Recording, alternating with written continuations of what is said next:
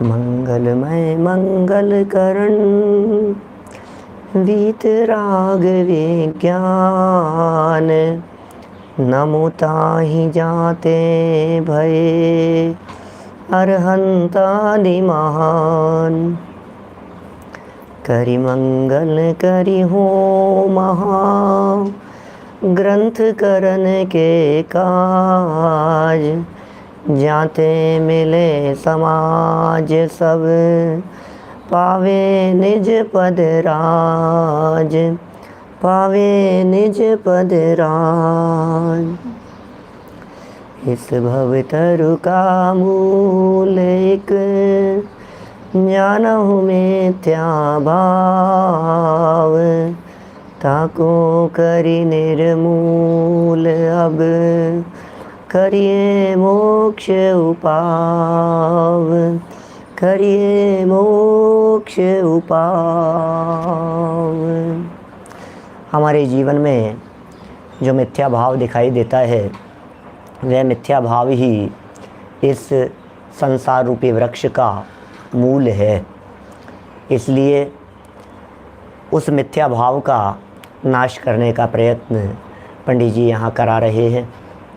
पंडित जी सिखा रहे हैं, बता रहे हैं कि ये जीव शास्त्र पढ़ कर के भी किस प्रकार की भूलें करने लग जाता है। शास्त्र पढ़ पढ़ कर के भी कहाँ कहाँ हमारी मिथ्या मान्यताएं रह जाती है, गलतियाँ रह जाती है, या फिर हम अपने ही मिथ्यात्व का पोषण करने लगते हैं। जैसा हमने जाना है, जैसा सुना है, या जैसा हमारा अभिप्राय है, बस समझ लीजिए शास्त्र की बातों को, उन्हीं बातों को ग्रहण करना है जैसा हमारा अभिप्राय है। माने शास्त्र पढ़ कर के भी हम अपने अभिप्राय का ही पोषण करते हैं। देखिए, प्रतिज्ञा संबंधी प्रकरण चल रहा था। यह कहता है ऐसा, प्रतिज्ञा तो नहीं करनी चाहिए भाई साहब। क्यों? क्योंकि परिणाम जो हैं, परिणाम अच्छे रख लो, और क्या है फिर परिणाम बिगड़ते हैं, प्रतिज्ञा टूटने जैसी परिस्थिति बनती है। तो इसलिए अच्छा यही है कि प्रतिज्ञा नहीं लो। उस शिष्य ने, उस अज्ञानी ने, उस मूर्ख व्यक्ति ने दो बातें कही। उस निश्चयवासी जीव ने एक बात तो यह कही, निश्चयवासी जीव ने, कि भैया बतलाओ, प्रतिज्ञा नहीं लेवे तो कितना पाप लगेगा, और प्रतिज्ञा लेकर के यदि तोड़ देवे तो कितना पाप लगेगा, किस में ज़्यादा पाप है? तो कहा प्रतिज्ञा लेकर के तोड़ने में तो महापाप है। प्रतिज्ञा न लेवें तो कम पाप है, पाप तो लगता है। तो फिर क्या करें? बोले अच्छा यही है कि लेंगे तो टूट जाएगी, महापाप लगेगा, नहीं लेंगे तो सिर्फ पाप लगेगा। तो इसलिए क्या करें? बोले एक काम करो, प्रतिज्ञा मत लो, क्योंकि टूट जाएगी तो महापाप लगेगा। ऐसा कह करके ये जीव प्रतिज्ञा नहीं लेता है। टोडरमल जी ने बहुत समझाया उसे। उन्होंने कहा कि कैसी बात कर रहे हैं आप ये जो बात कह रहे हैं, यह बात बिल्कुल सही नहीं है। इस संबंध में पंडित जी ने जो जवाब दिया है, वहाँ से हम विषय को आगे बढ़ा रहे हैं। पेज नंबर है 204, 204 नंबर का पेज है। न जाने कैसा उदय आए, प्रश्न क्या है? फिर वह कहता है न जाने कैसा उदय आए और बाद में प्रतिज्ञा भंग हो। क्या पता भाई साहब, उदय कैसा आ जाए, आपको कोई पता थोड़ी है परिस्थितियाँ क्या बनेगी इन फ्यूचर में। आज तो हमने जीवन भर के लिए प्रतिज्ञा ले ली कि हम ऐसा करेंगे, रात्रि भोजन नहीं करेंगे। अब सूर्यास्त ही बहुत जल्दी होने लग गया, ऐसी जगह पर शिफ्ट हो गए। अब क्या करें? आज तो हमने प्रतिज्ञा ले ली कि दर्शन किए बिना भोजन नहीं करेंगे, और कल ऐसी परिस्थिति हो गई कि हम चल नहीं पा रहे हैं, फिर नहीं पा रहे हैं, ऐसी जगह पर जाकर के शिफ्ट हो गए हैं जहाँ जिन मंदिर नहीं है। तो क्या करेंगे बोलो? परिस्थितियाँ कैसी हो सकती है, आप कल्पना करके देखिए। भविष्य क्या होगा, किसने देखा? हड्डी टूट जाएगी, हॉस्पिटलाइज्ड हो जाएगा, तबीयत बिगड़ जाएगी, उठा बैठा नहीं जाएगा, चलना फिरना संभव नहीं हो पाएगा। बच्चों के अधीन हो जाएंगे तो क्या होगा, पराधीन हो जाएंगे तो क्या होगा, डिपेंडेंट हो जाएंगे हम बच्चों के, तो कैसे प्रतिज्ञा को निभाएंगे। बहुत से लोगों को मैंने ऐसा कहते सुना है, पंडित जी क्या करें, पराधीन दशा है। पंडित जी अब बच्चे हैं, बहुएँ हैं, पोते की बहुएँ हैं, अब उनसे अपन दबाव तो नहीं डाल सकते। अब जैसा बना देवे, जैसा खिला देवे, अब क्या करें, खाना पड़ता है। अब ऐसा ही होता है, परिस्थितियाँ इसी प्रकार की है।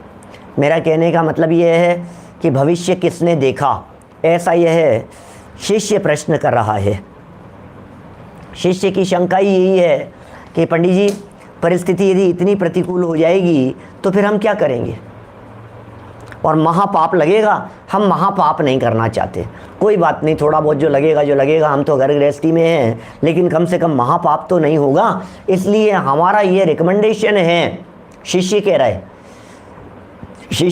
रहा है, मैं ये बात रिकमेंड करना चाहता हूँ आप सबसे कि प्रतिज्ञा मत लो। बस सीधी सी बात है, हम प्रतिज्ञा नहीं लेना चाहते क्योंकि उलझन में नहीं पड़ना चाहते, बंधन में नहीं पड़ना चाहते। विकल्प ही मत करो आप तो प्रतिज्ञा का, तुम तो निभ रहे हैं ना, अच्छी बात है ना। अच्छी बात क्या है, हम फॉलो कर रहे हैं, बस सीधी सी बात है। जमीकंद नहीं खा रहे हैं, फॉलो कर रहे हैं। अच्छा बतलाओ, आप गाजर खाते हैं कि नहीं खाते हैं? हिसाब त्याग तो नहीं है। कितने समय खाते हैं? मूली हैं कितने समय खाते हैं? साल में आती ही महीने 2 महीने, कितने समय खाएंगे आप? बाकी 10 महीने तो नहीं खाते। पाप पूरे 10 महीने 12 महीने खाने का लग रहा है, ये जनवाणी कह रही है। अच्छा 2 महीने जब आती हैं, 1.5 से 2 महीने आती हैं, मौसम जब होता है उस समय आती हैं वो। अच्छा उस समय रोजाना खाते हो क्या? 2 महीने आ रही हैं तो 2 महीने आप पूरा खा रहे हो, 2 महीने रोजाना? रोज तो नहीं खाते, कभी कभी खाते हैं। तो कितने दिन खाते हो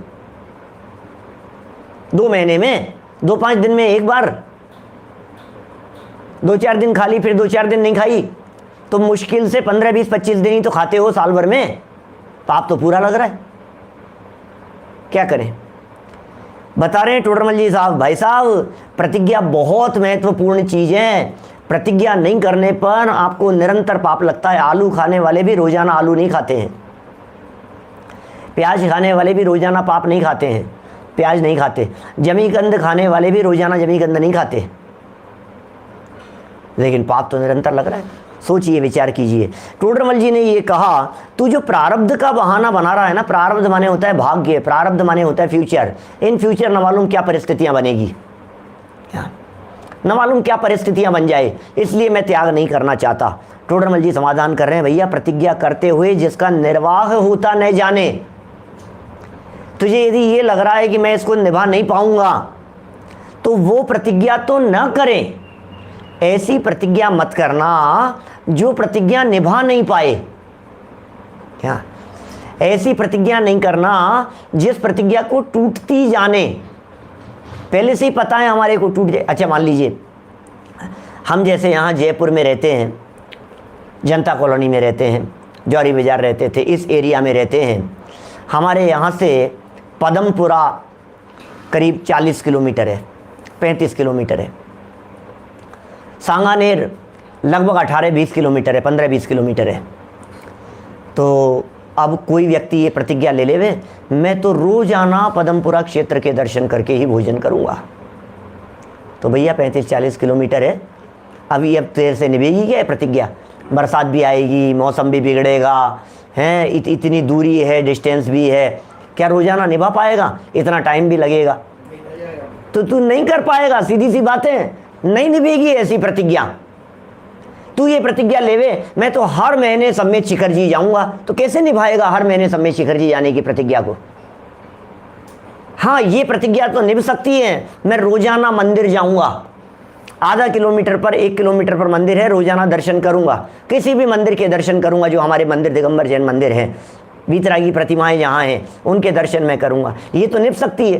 टोडरमल जी कह रहे हैं जो निभती जाने वो तो प्रतिज्ञा लेवे, और जो निभाने के पहले ही ये फीलिंग में ही आ रहा हूं कि यार ये बहुत कठिन काम है, तो वो नहीं लेवे, वो प्रतिज्ञा नहीं करें। प्रतिज्ञा लेते ही यह अभिप्राय रहे कि प्रयोजन पड़ने पर छोड़ दूंगा, अब तो अभिप्राय में ही खोट है, दिमाग में ये बात बैठी हुई है कि अवसर आने पर तोड़ दूंगा, मौका लगेगा तो तोड़ दूंगा, अभी नहीं लेकिन एक ना एक दिन तो तोड़ दूंगा। मतलब तोड़ दूंगा मतलब तोड़ने की इच्छा तो नहीं है, लेकिन मौका लगेगा, परिस्थिति ऐसी हो जाए तो तोड़ देंगे, फिर क्या हो गया। तो भैया वो प्रसंग, वो प्रयोजन कब आ सकता है ये बतलाइए। वो प्रयोजन आज आ सकता है या नहीं? क्या आ सकता है ना। वो प्रयोजन कल पड़ सकता है कि नहीं? कि पड़ सकता है ना। तो तुम्हारी प्रतिज्ञा तो रोजाना ही टूटी हुई है, तुम कहाँ प्रतिज्ञा निभा रहे हो। प्रतिज्ञा तो टोडरमल जी का अगला वाक्य पढ़ो आप, वो प्रतिज्ञा क्या कार्यकारी हुई जिसमें प्रयोजन पड़ने पर तोड़ने की भावना भाई। प्रतिज्ञा ग्रहण करते हुए तो यह परिणाम है, यह परिणाम होना चाहिए। क्या प्रतिज्ञा ग्रहण करते हुए तो ऐसा परिणाम होना चाहिए कि मरणांत होने पर भी नहीं छोड़ूंगा। अंत समय आ जाए, मरण समय आ जाए, जीवन पूरा हो जाए, क्या तब भी मैं नहीं छोड़ूंगा, जान की कीमत पर भी नहीं छोड़ूंगा। तो ऐसी प्रतिज्ञा करना युक्त ही है। बिना प्रतिज्ञा किए अविरति संबंधी बंध नहीं मिटता। आप समझ पा रहे हैं टोडरमल जी साहब क्या कह रहे हैं? कितनी सुंदर बात हमारे पंडित जी साहब ने कह दी है। भैया मरणांत तो होने पर भी नहीं छोड़ूंगा, ऐसी दृढ़ता होनी चाहिए। हमने ये पैराग्राफ शायद पढ़ लिया था, हैं? प्रतिज्ञा ली है आपने तो इतनी प्रतिज्ञा ऐसी होनी चाहिए, प्राण जाए पर वचन न जाए। दृढ़ता से निभाएंगे भाई साहब, बहुत दृढ़ता से निभाएंगे, कोई बात नहीं। परिणाम नहीं बिगड़ने देंगे, भावों को संभालेंगे, विशुद्धि बराबर बनी रहेगी और प्रतिज्ञा के प्रति विराधना का भाव नहीं आएगा। हम प्रतिज्ञा को निभाते हुए अपने आप को धन्य महसूस करेंगे।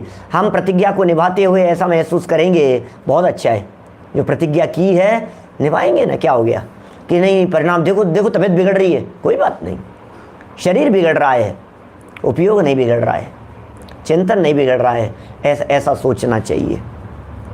देखिए अगला पैराग्राफ, तथा आगामी उदय के भय से प्रतिज्ञा न ली जाए। डर लग रहा है मेरे को, तो क्या होगा उदय के भय से। भाई साहब उदय के भय से प्रतिज्ञा नहीं लेना, ये तो कोई समझदारी वाली बात नहीं है, क्योंकि उदय तो किसी के भी साथ में कुछ भी आ सकता है। फिर एक बात ये भी तो कही है कि भविष्य में उदय कैसा आएगा उसके बारे में आप पहले विचार कर लो। बुढ़ापा आ जाएगा, चला फिरा नहीं जाएगा, तो फिर कैसे मंदिर निभ पाएगा, कैसे ये सब बातें निभा पाएंगे। तो टोडरमल जी ये कह रहे हैं भैया हमारी बात सुनो एक बार आप। हम क्या कह रहे हैं, हमने ये नहीं कहा कि आप जिंदगी भर की प्रतिज्ञा ले लो, आप एक एक महीने की ले लीजिए ना। क्या आप एक एक महीने की प्रतिज्ञा ले लीजिए। आपको लॉन्ग टाइम की प्रतिज्ञा लेनी है तो कोई भी प्रतिज्ञा आप ऐसा लीजिए कि 60 वर्ष की उम्र तक हमारे ये प्रतिज्ञा है, तब तक तो आपको लगता है ना कि ठीक रहेंगे। क्या 60 वर्ष की उम्र तक हम दृढ़ता से इस प्रतिज्ञा को निभाएंगे, उसके बाद 60 वर्ष की उम्र के बाद में हमारी जैसी भी परिस्थिति होगी उसके बाद में हम प्रतिज्ञा को एक्सटेंड कर लेंगे। ये तो हो सकता है कि नहीं। परिस्थिति कैसी होगी, बिस्तरों पर पड़े हुए होंगे, डॉक्टर ने बंद कर दिया है, उठा बैठा नहीं जा रहा है, बोलो। माने प्रतिज्ञा न लेने की तुलना में 6 महीने की प्रतिज्ञा लो, 5 महीने की प्रतिज्ञा लो, 2 महीने की प्रतिज्ञा लो, 6 साल की प्रतिज्ञा लो, 60 वर्ष तक की एज तक की प्रतिज्ञा लो और उसे दृढ़ता से निभाओ। और भविष्य में निर्वाह न होती जाने तो मत करो, और होती जाने तो अवश्य करो। अब कोई व्यक्ति इसका बहाना बना करके ये बात कहे कि नहीं नहीं साहब बम्बई की लाइफ है, रात्रि भोजन छूटता नहीं है, बहुत कठिन काम है, आज के ज़माने में तो नहीं हो सकता पंडित जी। देखो 2 तरह के लोग होते हैं। एक व्यक्ति तो इस तरह का होता है जिसकी मान्यता प्रतिज्ञा करने की है, दूसरा व्यक्ति ऐसा है जिसकी मान्यता प्रतिज्ञा करने की नहीं है।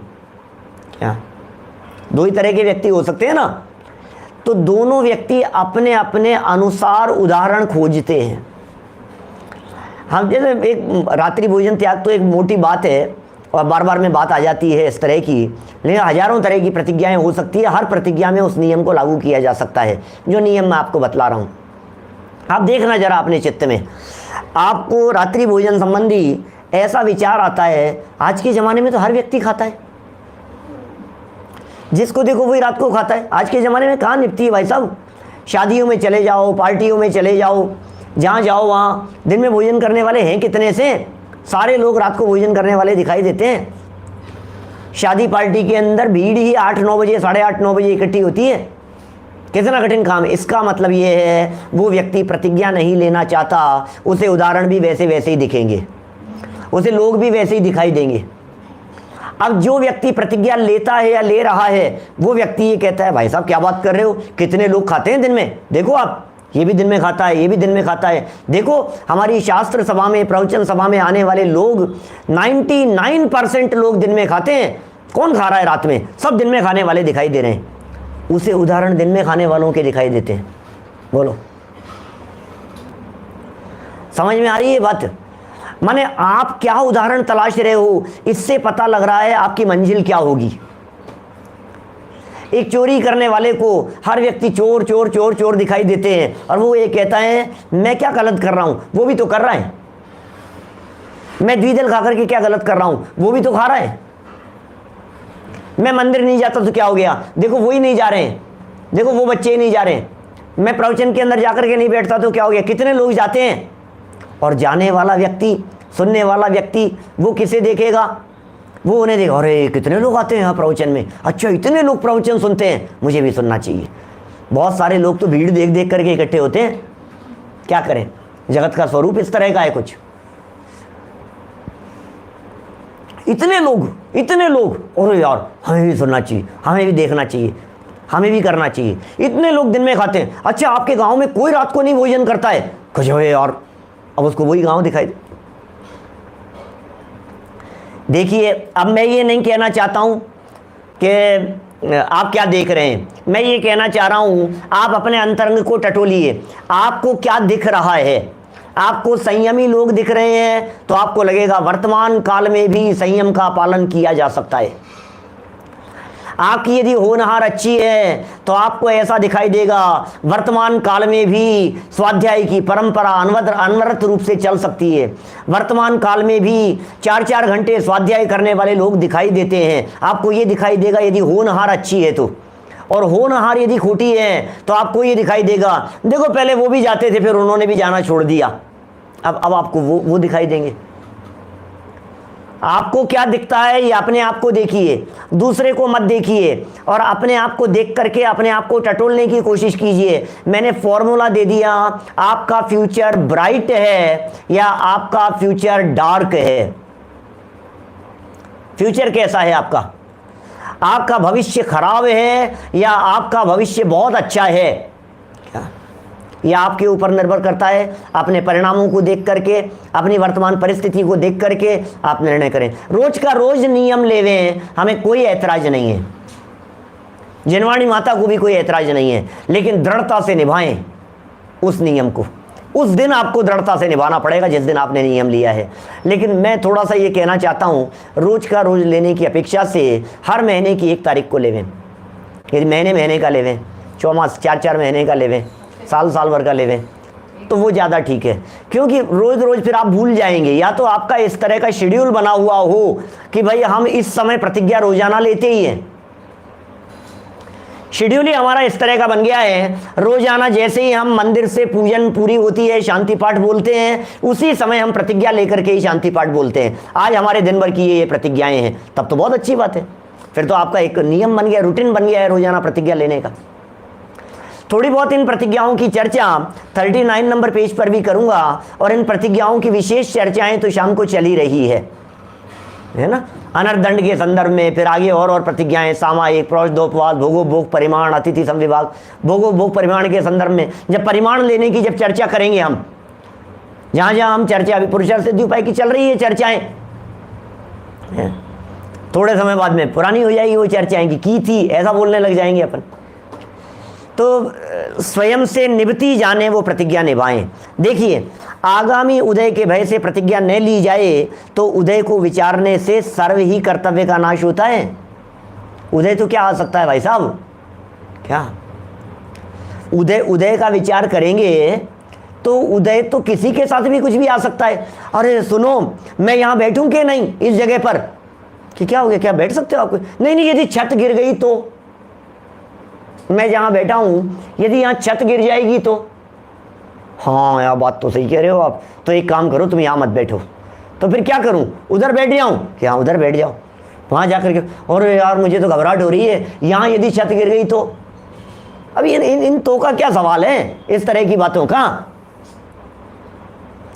इस बात का क्या सवाल है, दुर्घटना हो जाएगी तो, एक्सीडेंट हो जाएगा तो, ऐसा हो जाएगा तो। क्या व्यक्ति इस तरह का विचार करके गाड़ी नहीं चलाता है? क्या इस तरह का विचार करके व्यक्ति रोड क्रॉस नहीं करता है? दुर्घटना होने की संभावना सर्वत्र दिखाई देती है, उसके बावजूद भी ये व्यक्ति दृढ़ता से निभाता है कि नहीं? क्या दृढ़ता से निभाता है इस बात को? उदय को विचारने से सर्व ही कर्तव्य का नाश हो जाता है। अरे भाई साहब इतना बड़ा मकान बनाया, हमने देखा उनका एकदम ऐसा उदय आ गया कि उनको घर छोड़ करके निकलना पड़ा। ऐसा उनका उदय आ गया भैया कि क्या बतलाएं, 4 मंजिल का मकान बनाया था उन्होंने और पता नहीं क्या हुआ कि वो मकान ही गिर गया। तो उदय है ना, मकान गिर गया, तो इस भय से क्या मकान नहीं बनाना, इस भय से क्या नहीं करना, बोलिए। माने उदय के भय से आप प्रतिज्ञा नहीं लेंगे, आप नियम नहीं लेंगे, आप संयम अंगीकार नहीं करेंगे तो क्या होगा? सुरेश जी भाई साहब बतलाइए। उदय आ गया साहब, क्या करें साहब? अरे उदय ऐसा आ जाए कि दांत ही निकल जाए, बोलो तो आप भोजन करते हैं कि नहीं करते? अरे जब तक है तब तक तो करो। नहीं साहब, फिर ऐसा उदय आ जाएगा हमारे कि जब हमारे दांत ही नहीं रहेंगे जब मुंह में, फिर हम भोजन कैसे करेंगे? तो फिर आज ही हम भोजन करना छोड़ देते हैं, भोजन नहीं कर रहे हम तो, क्योंकि दांत नहीं रहेंगे तब क्या करेंगे? कैसे कैसे मूर्खता जैसी बातें करते हैं।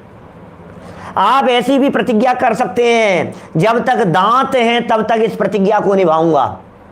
आप ऐसी भी प्रतिज्ञा कर सकते हैं, जब तक घुटनों की परिस्थिति सही है और यथावत चला फिरा जा रहा है तब तक हम इस प्रतिज्ञा को निभाएंगे। क्योंकि प्रतिज्ञा को निभाते समय कितनी बातों का विचार किया जाए, जब अशक्त हो जाएंगे, हॉस्पिटलाइज हो जाएंगे, चला फिरा नहीं जाएगा, तब नहीं करेंगे। जब डॉक्टर ने मना कर दिया कि आप अस्पताल से निकल करके बाहर नहीं जा सकते हो, तो ऐसी परिस्थिति में बिना देव दर्शन किए हुए हम पाठ बोल करके, हम स्तुति बोल करके, हम भाव पूजन करके हम इस तरह से भोजन ग्रहण कर लेंगे। तो कितनी तरह की बातें सोची जा सकती है, लेकिन न लेना, इसमें तो आपका शिथिलाचार ही दिखाई देता है। उदाहरण दिया बहुत गजब का, जैसे अपने को पचता जाने उतना भोजन करें, जितना पच रहा है और जितना हमने जान लिया कि भाई इतना पच सकता है उतना भोजन करें। कदाचित किसी को भोजन से अजीर्ण हुआ हो, उदाहरण है पंडित जी का गजब का, कदाचित किसी को अजीर्ण हुआ हो भोजन से और उस भय से भोजन करना छोड़ दे तो मरण ही होगा। क्या बोलो? बहुत स्थिति विचारणीय है। आप जो भी है आपकी स्थिति, मैंने मुनि दीक्षा ली, प्रमोद जी भाई साहब अब चौका लगाएगा कि नहीं लगाएगा कोई आदमी? मैं क्या करूं, लेऊं कि नहीं लेऊं? उदय तो आएगा ही, तो अंतराय हो जाएगा तो क्या होगा? तो इसलिए मैं तो मुनि दीक्षा नहीं ले सकता। परीक्षा आएंगी तो क्या होगा? अरे उपसर्ग तो कभी भी आ सकता है, फिर क्या करूं?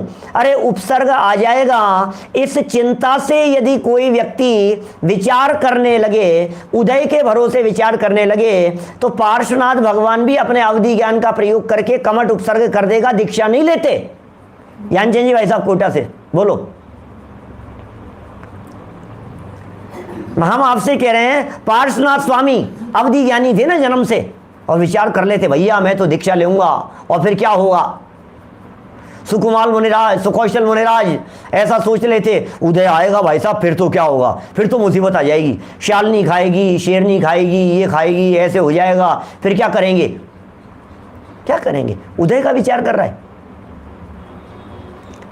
तू जो भी प्रतिज्ञा ले रहा है और उदय का विचार करके, वर्तमान में तो सही है ना परिस्थिति, तो वर्तमान में प्रतिज्ञा क्यों नहीं ले रहे हैं कि नहीं साहब टूट जाएगी तो पाप लगेगा? अरे टूट जाएगी ये विचार क्यों आ रहा है? ये विचार क्यों नहीं आ रहा है कि दृढ़ता से निभाऊंगा?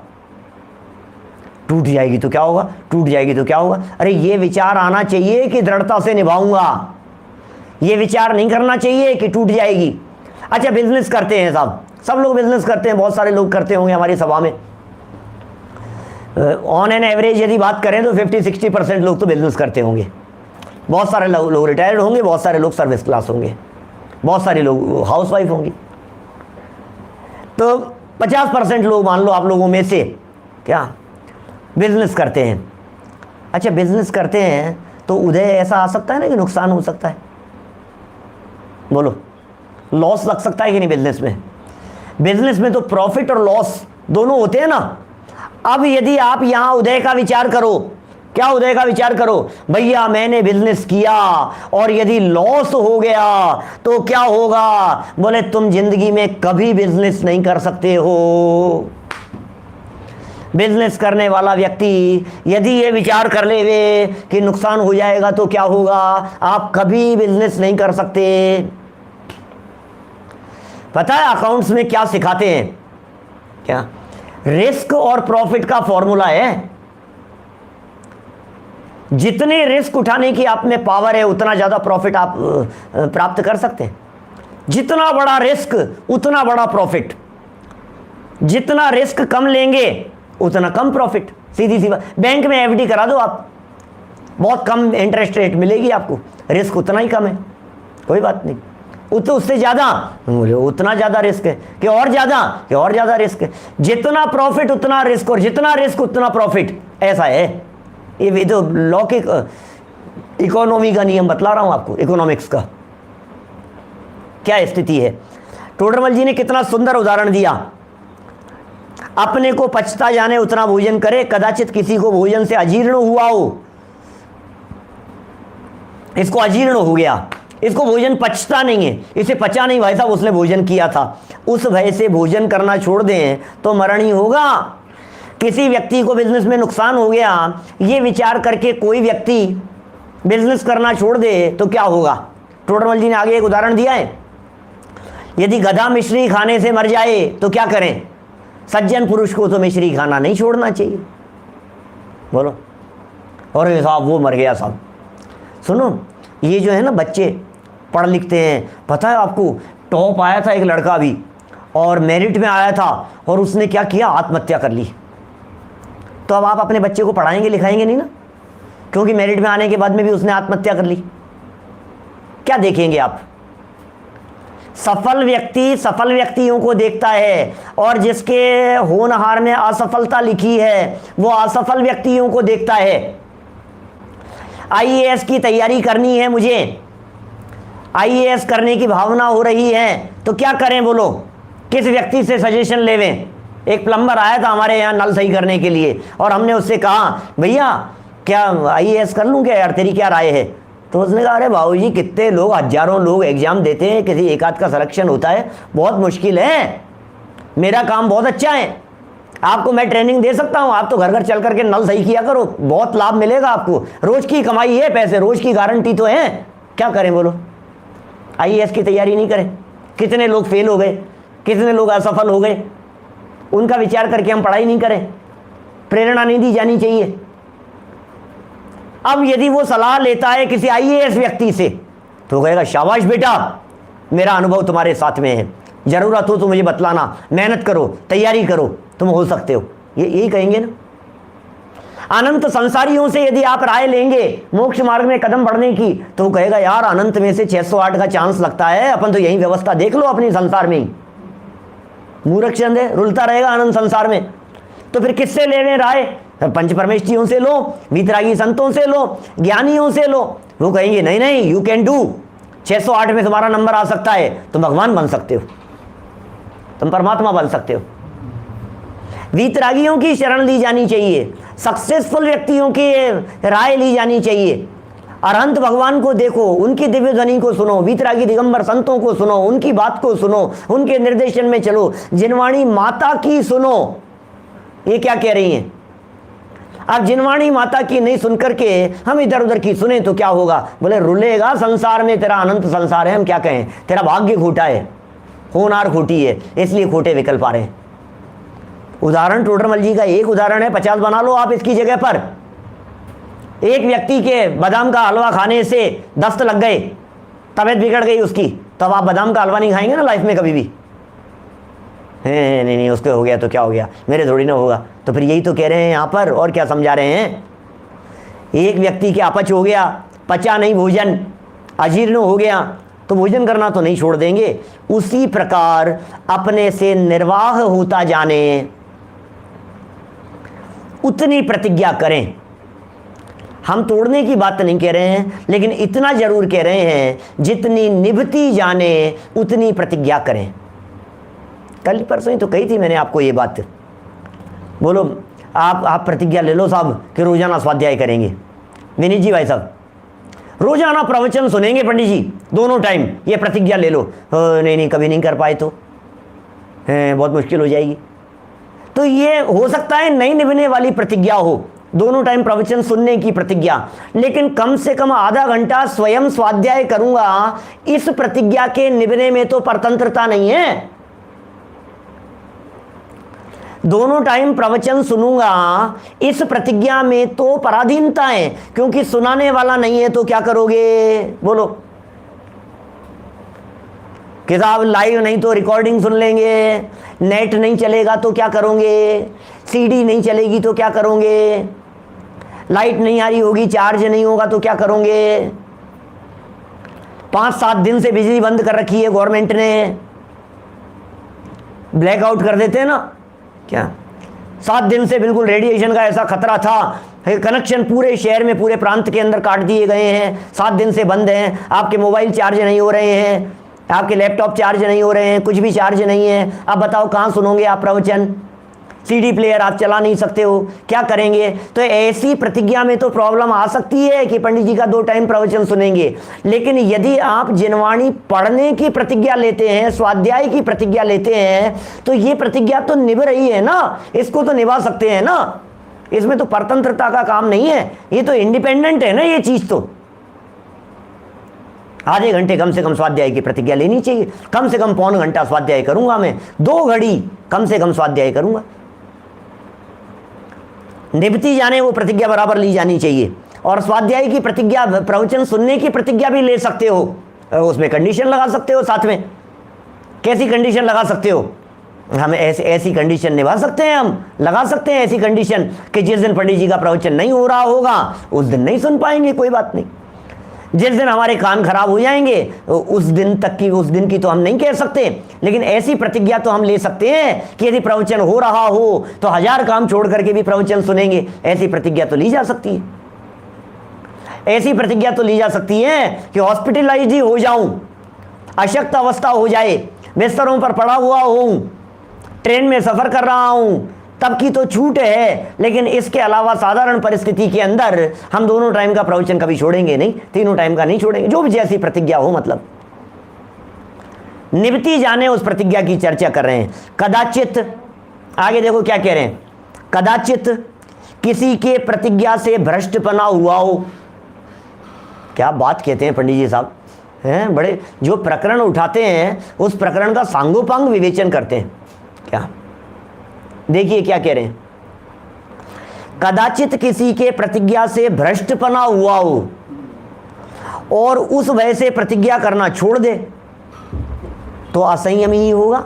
आपको मालूम है समंत भद्राचार्य थे ना, भस्मक व्याधि रोग हो गया था, और भस्मक व्याधि रोग हो गया तो आचार्य श्री ने उनको निर्देश दिया कि तुम प्रतिज्ञा तोड़ो, मुनिव्रत छोड़ो, गृहस्थ बनो, कपड़े लत्ते पहनो और अपने रोग का उपचार कराओ। और यार समंत भद्राचार्य के साथ में ऐसा हो गया, ऐसी बीमारी हो गई, ऐसा उदय तो कभी भी आ सकता है। समंत भद्राचार्य जैसे पद छोड़ करके काम करना पड़ा। हम तो मुनि कभी नहीं बनेंगे, कि तुम मुनि कभी नहीं बनोगे तो तुम्हें मुक्ति की प्राप्ति कभी नहीं होगी। क्या करें, उदाहरण कितना गजब का दिया है। प्रतिज्ञा से भ्रष्टपना हो गया किसी एक व्यक्ति को और उस वजह से प्रतिज्ञा करना ही छोड़ देवे तो असंयमी ही होगा। इसलिए जो बन सके वह प्रतिज्ञा लेना योग्य है। उदय का विचार किया जाना चाहिए, लेकिन उदय का विचार करके आप प्रतिज्ञा न लेवें ये नहीं कह रहे हैं। उदय का विचार करके जितनी और जिस एंगल से निभ सके उतनी प्रतिज्ञा ली जानी चाहिए। तथा अब सुनो, प्रारब्ध की बात कही थी ना प्रश्नकर्ता ने, प्रारब्ध माने भाग्य। भाग्य खोटा हो, उदय बिगड़ जाए, परिस्थिति बिगड़ जावे, बच्चे ही हमारे कंट्रोल में नहीं चले भाई साहब। बच्चे कह रहे हैं खाना हो तो खाओ, आलू डालेंगे तुम्हारे को, नहीं खाना हो तो भूखे मरो, बोलो क्या करना है तुम्हारे को, खाना पड़ेगा तुम्हारे को, हमारी माननी पड़ेगी तुम्हारे को। अब क्या करें, ये तो परिस्थिति बन जाती है इस तरह की। तो टोडरमल जी कह रहे हैं कि भाई प्रारब्ध अनुसार तो कार्य बनता ही है, भाग्य जैसा होगा उसमें क्या दम है, ये तो बात तो सच्ची है, इसमें क्या है, होता ही है। ये तो सबका अपना अपना भाग्य है, सबकी अपनी अपनी किस्मत है, सबकी अपनी अपनी परिस्थितियां हैं।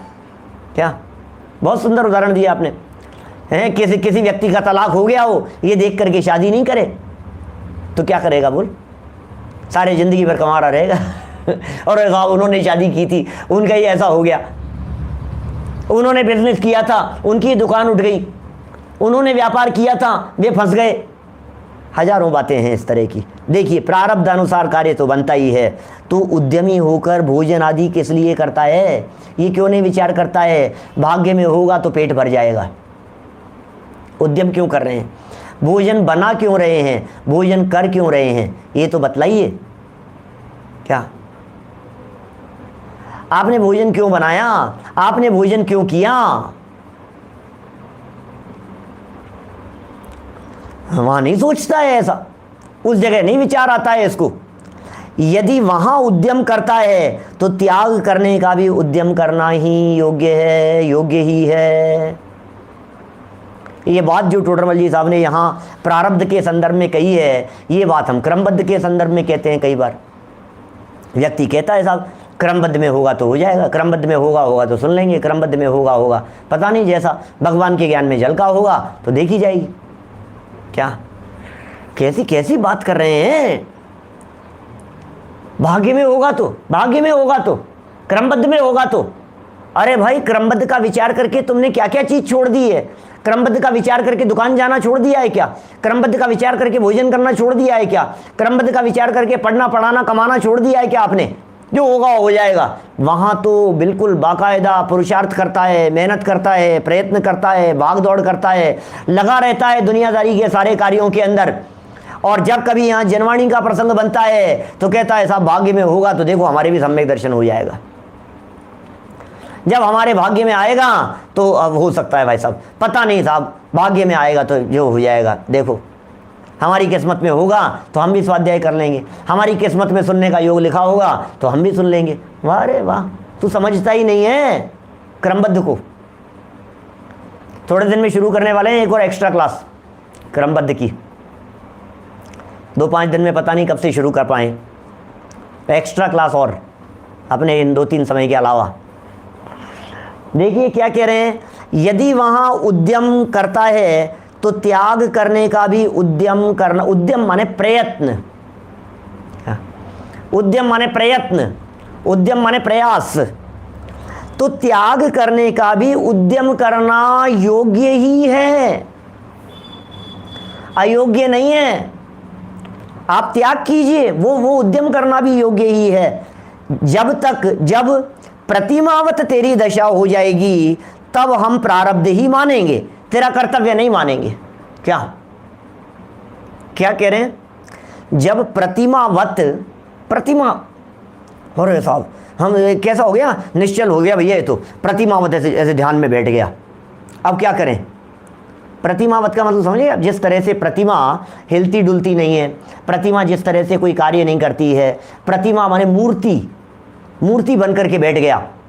जब ऐसी दशा हो जाए, जब आप हिलडुल ना पाएं, प्रतिमावत का मतलब जब आप हिलडुल ना पाएं, जब आप बिल्कुल अशक्त हो जाएं, जब आपकी स्थिति बिल्कुल ही बिगड़ जाए, बिल्कुल ही ऐसी हो जाए, हाथ पे हाथ धर करके आप कुछ नहीं कर पा रहे हैं, तब तो हम प्रारब्ध ही मानेंगे, तेरा कर्तव्य नहीं मानेंगे। जब आंखों से दिखना बंद हो गया, कानों से सुनना बंद हो गया, जबान चल नहीं रही है, उठने बैठने की स्थिति बन नहीं रही है, तब तो हम मान लेंगे कि भैया कोई बात नहीं, अब ये बिजनेस भी नहीं कर पा रहे हैं, भोजन भी नहीं कर पा रहे हैं, प्रतिज्ञा भी कैसे निभा पाएगा। इसने रोजाना पूजन करने की प्रतिज्ञा ले ली थी, अब हम भी समझ गए जब भोजन ही नहीं कर पा रहा है तो पूजन कैसे कर पाएगा, बोलो। जब भोजन ही नहीं कर पा रहा है तो फिर पूजन कैसे कर पाएगा, ये बात हमारे को समझ में आ रही है बात। तो प्रतिमावत दशा हो जाएगी तब तो प्रारब्ध ही मानेंगे, तेरा कर्तव्य नहीं मानेंगे। इसलिए स्वच्छंद होने की युक्ति किस लिए बनाता है, ये टोडरमल जी का गजब का वाक्य है भैया। हमें दिख रहा है तेरी जितनी युक्तियां बन रही हैं, ये सारी की सारी युक्तियां स्वच्छंद होने के लिए बन रही है। द्रव्य पूजा नहीं कर पा रहे हैं, भाव पूजा कर ले, अच्छी बात है। लेकिन भाव पूजा करने में तुम्हारे को आराम मिलने लग गया तो तुम घर में ही पूजन करने लग गए। अब तुमने देखो भाई, लॉकडाउन की स्थितियां अलग प्रकार की थी। लॉकडाउन था, कर्फ्यू लगा हुआ था, ऑनलाइन चल रहा था, तुम घर में बैठ करके पूजन कर रहे थे, कोई बात नहीं। तो भी घर में भाव पूजन ही की जानी चाहिए, घर में द्रव्य पूजन नहीं की जाती है। भाव पूजन कर रहे थे, ठीक है, चल रहा था। अब तुम्हें घर में ये सब करते करते तुम्हारे को आराम मिलने लग गया, इजी गोइंग हो गई आपकी लाइफ। तो अब क्या करें, अब परिस्थितियां इस प्रकार की बन गई कि सब खुल गया, सारा मार्केट खुल गया, मंदिर खुल गए, परिस्थितियां खुल गई, सब हो गया। तो क्या करें, अब मंदिर नहीं आ रहा, हम तो घर में ही कर लेते हैं। तो अब गड़बड़ कर ली तुमने, देख लेना, अब तुम स्वच्छंदी हो गए। परिस्थितियां अलग चीज हैं, और उन परिस्थितियों का बहाना बना करके यदि हम स्वच्छंदता अपनाएंगे तो महान अनर्थ हो जाएगा कि नहीं साहब, ये घर में ही अच्छा है, अपने तो घर बैठे प्रवचन सुन लेते हैं, घर में ही चलता है, अपने तो घर में ही चलता रहता है। अरे भाई, जब मंदिर में चल रहा है तो मंदिर में जाना चाहिए, मंदिर में नहीं हो पा रहा है तो घर में कर ले में कोई दिक्कत नहीं है। लेकिन फर्स्ट प्रायोरिटी किसे दी जानी चाहिए, ये तो सोचिए आप। घर में द्रव्य पूजन नहीं की जा सकती है, घर में वो शुद्धता नहीं हो सकती है। कई लोग पता है तर्क क्या करते हैं, कई लोग ऐसा तर्क करते हैं कि साहब वो मकान का मुहूर्त करते हैं ना, नांगल होता है, मकान का मुहूर्त होता है, कुछ ऐसा होता है, तो उस समय भी तो घर में विधान वगैरह करते हैं, अनुष्ठान करते हैं। भैया उसका बहाना मत बनाओ, उस समय सूना मकान था, उस समय नया बना था, उस समय पूरा मकान धुल करके शुद्ध किया गया था, और पहले दिन किया था एक दिन, उस समय तक आपके घर में किसी तरह का कोई गलत काम नहीं होता था, खाना पीना नहीं होता था, किचन नहीं बनती थी, भोग नहीं भोगे जाते थे। आप उस चीज का बहाना बना करके रोजाना घर में सामग्री से पूजन करने लग जाओ, घर में भोग भोगे जाते हैं, मंदिर में आराधना की जाती है, तीर्थ क्षेत्र आराधना के स्थान हैं। समझ में आ रही है बात? जिन मंदिर आराधना के स्थान हैं और घर भोग का स्थान कहा जाता है। कोई व्यक्ति ये कहे मंदिर बनाए और घर बनाए एक ही बात है, ऐसा कैसे कह सकते हैं? मंदिर बनाए और घर बनाए एक ही बात है। निर्माण की दृष्टि से तो दोनों एक जैसा है, लेकिन योग्य रीति से समझदारी तो होनी ही चाहिए। पंडित जी साहब क्या कह रहे हैं, स्वच्छंद होने की युक्ति किस लिए बनाता है? यार मुझे समझ में नहीं आता है। स्वच्छंद होने के लिए तेरी जितनी युक्तियां दिखाई दे रही है, देखो निश्चयवासी जीव का प्रकरण चल रहा है, निश्चयवासी जीव की ये चौथी भूल का प्रकरण अपना यहां संपन्न हुआ है आज। कल पांचवी भूल की चर्चा अपन करेंगे। इन चारों भूलों में और कल पांचवी भूल में भी इसकी स्वच्छंदता झलकती है। क्यों व्रत का निषेध कर रहा है, क्यों स्वाध्याय का निषेध कर रहा है? क्या पॉइंट थे, भूल गए ना आप लोग? पहला पॉइंट क्या था, बोलो? शास्त्राभ्यास को निरर्थक बताता है, पहला पॉइंट। दूसरा पॉइंट क्या था, द्रव्याधिक और गुणस्थान अधिक के विचार को विकल्प ठहराता है। तीसरा पॉइंट क्या था नितिन भाई, बोलो? व्रताधिक करना उसे है, तपश्चरण करना व्रताधिक क्लेश बतलाता है। और चौथा पॉइंट ये था, व्रताधिक करने में बंधन होना ठहराता है। तो चौथे पॉइंट की चर्चा चल रही है व्रताधिक के संदर्भ में, प्रतिज्ञा लेने के संदर्भ में। और पांचवा पॉइंट है पूजा प्रभावनादि कार्यों को शुभाश्रव जान करके हे जानता है, उसकी चर्चा कल करेंगे। तो नीचे देखिए प्रतिज्ञा संबंधी प्रकरण को यहां संपन्न कर रहे हैं पंडित जी साहब। स्वच्छंद होने की युक्तियां बना रहा है, काम तो तुझे कुछ करना नहीं है, जीवन तो निर्मल बनाना नहीं है, जीवन तो उत्कृष्ट करना नहीं है, और स्वच्छंद होने की युक्तियां बनाता है। किस लिए बनाता है? बने वह प्रतिज्ञा करके व्रत धारण करना योग्य है। श्रावक जीव श्रावक हैं, श्रावक कुल में जन्म लिया है, रात्रि भोजन त्याग की प्रतिज्ञा निभ सकती है, देव दर्शन करने की प्रतिज्ञा निभ सकती है, अष्ट मूल गुणों का पालन जो श्रावक के योग्य कर्तव्य है वो प्रतिज्ञा निभाई जा सकती है। जितनी निभती जाने उतनी प्रतिज्ञा को निभाइए, जितना बन सके उतनी प्रतिज्ञा को बनाइए।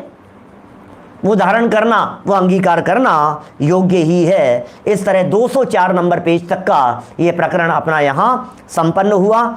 शेष चर्चा 5वें बिंदु संबंधी स्वच्छंदता के संदर्भ में कल यथा समय आगे बढ़ाएंगे। दोपहर का कार्यक्रम 3:30 बजे का और शाम का कार्यक्रम यथावत है रात्रि 8 बजे का। हम सब आराधना पूर्वक अपना जीवन सफल करें, इसी मंगल भावना से बात को यहीं विराम करते। यंत्र मकान में लाकर के उद्घाटन के समय पूजन कर सकते हैं, ठीक है, क्योंकि यंत्र होते ही इसीलिए हैं कि किसी जगह पर ले जा करके अनुष्ठान किया जा सके। शादी विवाह के प्रसंगों के अंदर भी यंत्र विराजमान कर लेते हैं। जहाँ जिन प्रतिमाएं बाहर नहीं ले जा सकते हैं वहाँ भी विराजमान कर लेते हैं। जिस जगह पर समझ लीजिए आप सूना मकान है और हमें अनुष्ठान करना है, विधान करना है, जिनवाणी और यंत्र, ये यंत्र की परंपरा इसीलिए प्रारंभ हुई थी। सिद्ध चक्र विधान जब संत लाल जी कवि ने बनाया और सिद्ध चक्र विधान जैसे बड़े बड़े विधान होते थे, तो उस समय से यंत्र की परंपरा प्रारंभ हुई है। उसके पहले यंत्रों की परंपरा नहीं थी। 200 साल से ज़्यादा पुराना नहीं है बहुत बड़ा इतिहास।